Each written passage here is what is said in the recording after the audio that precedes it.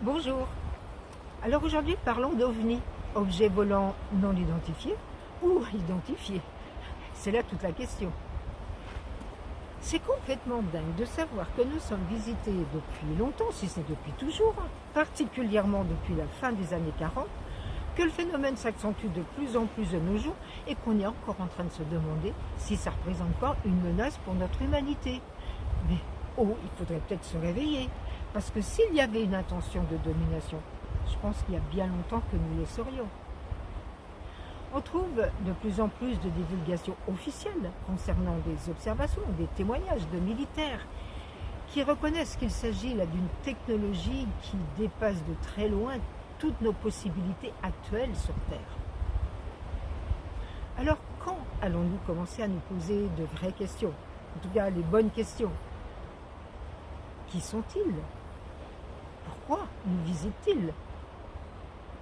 Arrêtons de nous focaliser une fois encore sur nos craintes, sur nos peurs, mais faisons preuve d'une saine curiosité quant à des messages qui nous ont été transmis au fil du temps, mais qui ont été la plupart du temps occultés, qui ont été déformés, qui ont été tournés en dérision.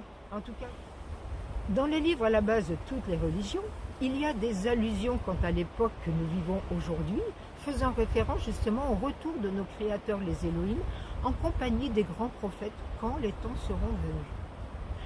Eh bien, les temps sont venus. Quand apparaissent des objets volants non identifiés en pagaille, comme c'est le cas en ce moment, c'est que les temps sont venus.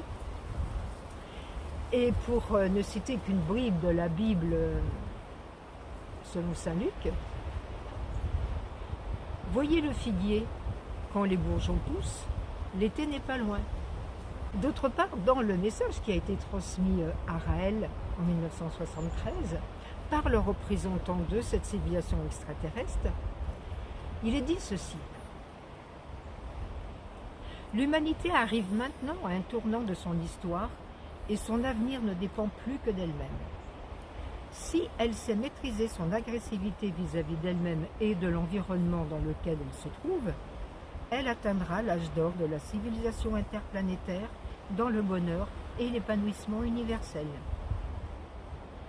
Si par contre elle se laisse aller à la violence, elle se détruira d'elle-même, soit directement, soit indirectement. Et encore un peu plus loin, nous ne craignons jamais les êtres qui viennent d'ailleurs pour nous contacter. Des milliers de contacts ont confirmé cette règle absolue dans l'univers.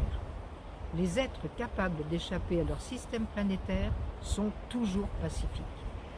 En d'autres termes, le danger ne peut venir que de nous et non pas de l'extérieur. Et on voit bien que la bienveillance est la caractéristique essentielle de cette technique douce d'approche, qu'il s'agisse du phénomène OVNI ou crop circles dans les champs de céréales.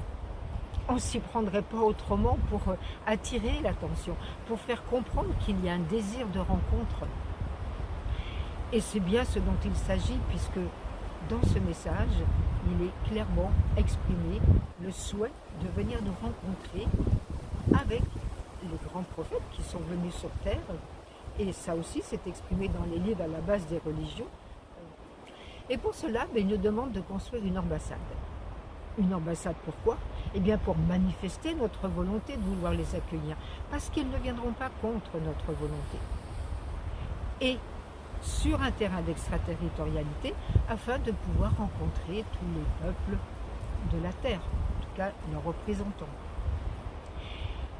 Et donc les Raéliens qui partagent cette ambition extraordinaire de vouloir accueillir nos créateurs, les Elohim avec les prophètes, ont un projet de planifier, dont le responsable planétaire, Daniel Turcotte, vous dévoile tous les tenants et aboutissants de ce projet lors d'une conférence qui aura lieu sur Zoom le samedi 2 avril de 16h à 17h heure de Paris.